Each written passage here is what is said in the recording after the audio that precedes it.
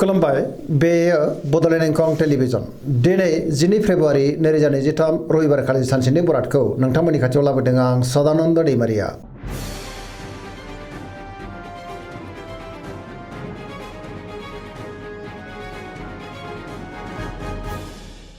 सिगां फरायनो लादों मेष राशि गिबि हांखो अ ल दिनैनि साना जोबोर मोजां सुथुरखौ दिनै गोरलैयैनो फेजेननो हागोन जेनिबो आंखाल जानाय नङा जेरावबो जाफुंसारगोन गुबुननि थाखाय दिनै गोबां मोजां खामानि मावनानै होनोबो हागोन सोरजोंबा बाख्नायजानोबो हागौ बहाबा हान्थिनो एबा दावबायनो खाबु मोनगोन आरो मोजाङैनो हान्थिनो हागोन मावनो लानाय खामानिखौबो थि समावनो आरो गोरलैयैनो मावफुंनोबो हागोन गोसोखौ दिनै जोबोर गोजोननाय मोनगोन देहाया मोजाङै थागोन बहानिफ्रायबा मोजां खौरां फैनोबो हागौ सोरबा लोगोजों बाख्नायजागोन रांखावरियाव दिनै जोबोर मोजां गोबां धोन आरजिनोबो हागोन आयाबो दिनै गोबां बांनो हागौ बेफार फालांगियाव दिनै जोबोर मोजां मुलाम्फा मोननो हागोन सोरबा लोगोनिफ्राय थोजासे हेफाजाबबो मोननो हागौ न'खराव दिनै अनलायनाय फैगोन बिमा-बिफानि अननाय आरोखौ दिनै मोननो हागोन गुबुननि गोसोखौ गोरलैयैनो बोनो हागोन गोसोनि बोलोआबो बांनो हागौ समाजाव बयजोंबो मान होजागोन सेंग्रा सिख्लाफ्रा जोबोर रमान्टिक जागोन आरो गोसोनि साननायखौ फोरमायलायनोबो हागोन पजिटिभ एनार्जिनि गोहोम गोग्लैनोबो हागौ फरायसाफ्रा दिनै फरायनायाव गोसो दुंखांगोन आरो मोजां फिथाइ मोननोबो हागोन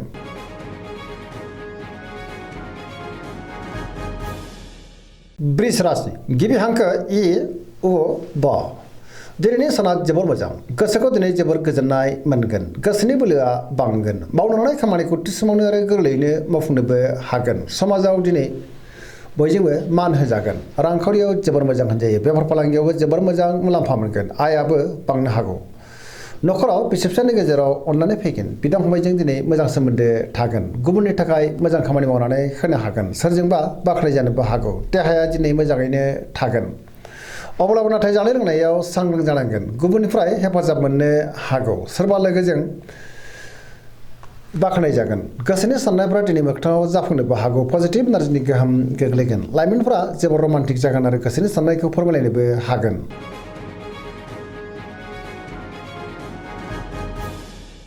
मिथुन राशि गिबि हांखो क स दिनैनि साना जोबोर मोजां पजिटिभ एनार्जिनि गोहोम गोग्लैगोन मोनफ्रोमबो खामानिखौनो दिनै मोजाङैनो मावफुंलांनो हागोन सिगांनि बबेबा आद्रा खामानियाबो दिनै मोजाङैनो मावफुंजानो हागौ गियाननि आंखाल जानाय नङा मोनफ्रोमबो खामानिखौ दिनै मोजाङैनो मावफुंगोन गोसोआ जोबोर खुसि जागोन पजिटिभ साननो रोंगोन रमान्टिक जागोन लाइमोनफ्रा गावबा गावनि गोसोनि साननायखौ फोरमायलायनोबो हागोन बेफार फालांगियाव दिनै जोबोर मोजां रांखावरियाव जोबोर मोजां होनजायो समाजाव दिनै मान मोनगोन गोसोनि बोलोआ बांनो हागौ मावनो लानाय खामानिखौ थि समावनो आरो गोरलैयैनो मावफुंनो हानानै गोसोआ दिनै जोबोर गोजोनगोन सोरबा लोगोनिफ्राय मोजां खौरां मोननोबो हागौ गुबुनजों मोजां सोमोन्दो लाखिनोबो रोंगोन लाइमोनफ्रा जोबोर खुसि जागोन आरो पजिटिभ एनार्जिनि गोहोम गोग्लैनो हागौ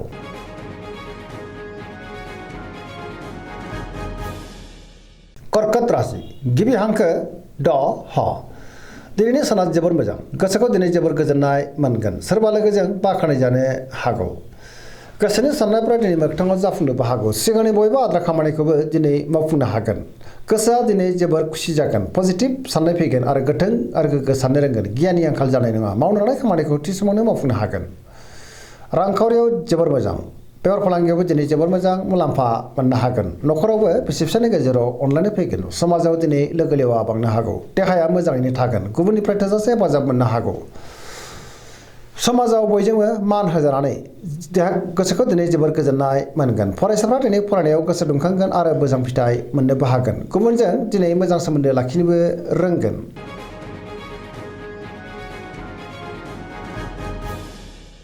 सिंह राशि गिबि हांखो म ट दिनैनि साना मोजां आरो गाज्रिनि गेजेरजों बाबेलांनो हागौ गोसोखौ दिनै जोबोर उसुखुथु मोनगोन गोसोआव नेगेटिभ साननायबो फैनो हागौ मावनो लानाय खामानिखौ मावफुंनो हायोब्लाबो माबा नङा माबा मोनसे गोरोन्थि जालांनोबो हागौ सोरबा लोगोनिफ्राय हेफाजाब लानांगोन समाजाव लोगो लेवाबो बांनो हागौ बहाबा दावबायनो एबा हान्थिनो खाबु मोनगोन रांखावरियाव मोजां अब्लाबो नाथाय खरसायाबो बांनो हागौ बेफार फालांगियाव दिनै मोजां होनजायो गोसोनि साननायखौ गुबुननो फोरमायनो हानाय नङा गुबुना गोरोन्थि बुजिनोबो हागौ न'खराव अनलायनाय फैगोन बिमा-बिफानि अननाय आरोखौ मोननो हागौ समाजाव मान मोननो हागोन गुबुननि गोसोखौ नाथाय बोनो हानाय नङा गुबुननि थाखाय नाङा फाङा जेंनायाव गोग्लैनांनोबो हागौ गोसोआ दिनै जोबोर आला खाला जागोन। लाइमोनफ्रा गावबा गावनि गोसोनि साननायखौ फोरमायलायनोबो हानाय नङा।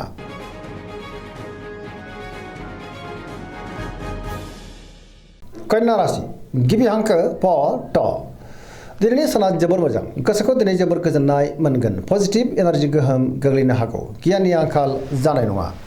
रांखावरियाव दिनै जोबोर मोजां होनजायो, अब्लाबो नाथाय खरसायाबो बांगोन। बेफार फालांगियाव दिनै जोबोर मोजां मुलाम्फा मोनगोन। देहाया मोजाङैनो थागोन। गोबां मुंदांखा सुबुंजों दिनै लोगो मोनज्लायनोबो हागौ। न'खराव बिसि-फिसायनि गेजेराव अनलायनाय फैगोन। गोबां खामानियाव दिनै मुखुबबो थागोन। सोरजोंबा बाख्नायजानो हागौ। गुबुननि थाखाय गोबां मोजां खामानि मावनानै होनोबो हागोन। पजिटिभ एनार्जिनि गोहोम गोग्लैनोबो हागौ। लाइमोनफोरा दिनै जोबोर रमान्टिक जागोन आरो गावबा गावनि गोसोनि साननायफोरखौ फोरमायलायनोबो हागोन। बहाबा हान्थियोब्ला दिनै जोबोर मोजां आरो मोजाङैनो हान्थिनो हागोन।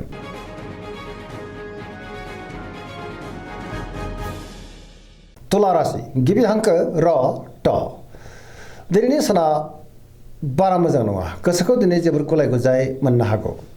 सिगांनि बबेबा जेंनाया दिनै गोसोखौ खस्थ' होनोबो हागौ। गोसोनि साननायफ्रा देबार नांगोन। मावनो लानाय खामानिखौ मावफुंनो हायोब्लाबो माबा नङा माबा मोनसे गोरोन्थि जालांनो हागौ।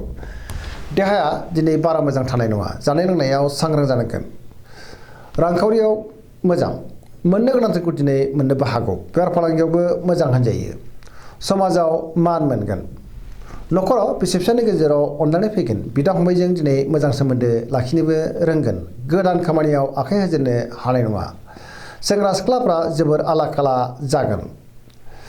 नेगेटिभ एनार्जिनि गोहोमबो गोग्लैनो हागौ। सांग्रां जानाया गाहाम।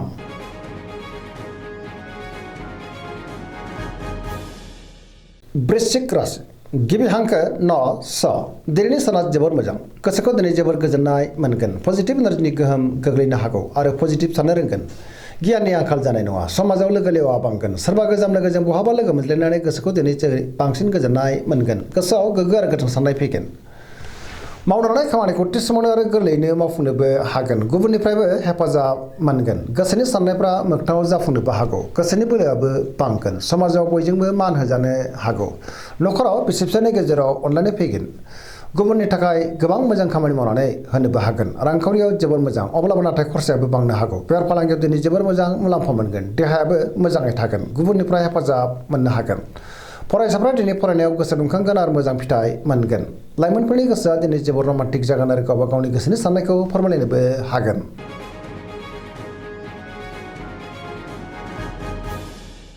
धनु राशि गिबि हांखो ध फ भ दिनैनि साना मोजां आरो गाज्रिनि गेजेरजों बाबेलांनो हागौ। गोसोआव गोनो गोथो साननाय फैगोन। मावनो लानाय खामानिखौ थि समावनो मावफुंनो गोब्राब जागोन। माबा नङा माबा मोनसे गोरोन्थि जालांनोबो हागौ आरो सोरनिफ्रायबा हेंथाबो मोननो हागौ। गोसोनि साननायफ्रा दिनै देबार नांगोन। रांखावरियाव मोजां, अब्लाबो नाथाय खरसायाबो बांगोन। बेफार फालांगियाव मोजां होनजायो। न'खराव बिसि-फिसायनि गेजेराव अनलायनाय फैगोन। बिदा-फंबायजों मोजां सोमोन्दो थागोन। अब्लाबो नाथाय सोरजोंबा रायखोमा जानोबो हागौ। गुबुननि थाखाय नाङा-फाङा जेंनायाव गोग्लैनांनोबो हागौ। सांग्रां जानाया गाहाम। देहाया दिनै बारा मोजां थानाय नङा। जानाय लोंनायाव सांग्रां जानांगोन। गोबां रोखोमनि देहायारि जेंनाजों मोगा-मोगि जानांनोबो हागौ। न'खराव अनलायनाय फैगोन। अब्लाबो नाथाय नेगेटिभ एनार्जिनि गोहोम गोग्लैनोबो हागौ। सोरबा लोगोनिफ्राय हरखाबै गाज्रि खौरांबो मोननो हागौ। लाइमोनफ्रा नाथाय जोबोर रमान्टिकबो जागोन आरो गोसोनि साननायखौ फोरमायलायनोबो हागोन।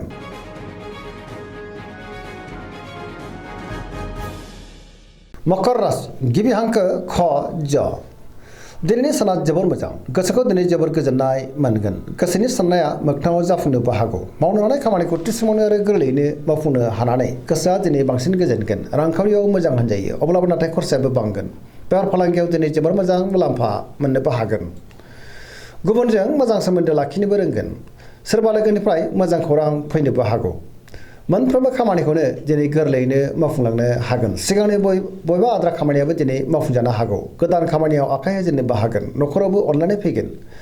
बिदा-फंबायनिफ्राय दिनै थोजासे हेफाजाब मोननो हागौ। सेंग्रा-सिख्लाफ्रा गावबा गावनि गोसोनि साननायखौ फोरमायलायनो हागोन। गुबुनजों मोजां सोमोन्दो लाखिनोबो रोंगोन। फरायसाफ्रा दिनै फरायनायाव गोसो दुंखांगोन आरो मोजां फिथाइ मोननोबो हागोन।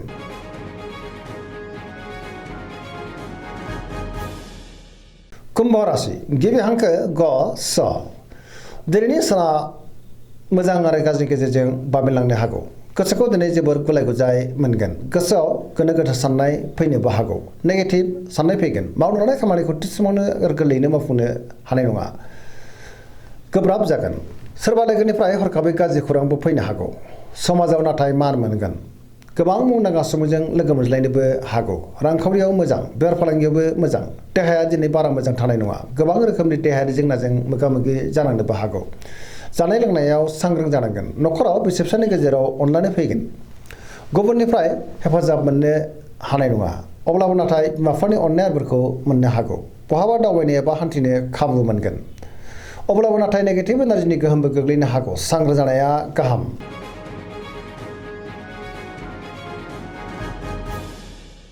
मीन राशि गिबि हांखो ड स। दिनैनि साना जोबोर मोजां।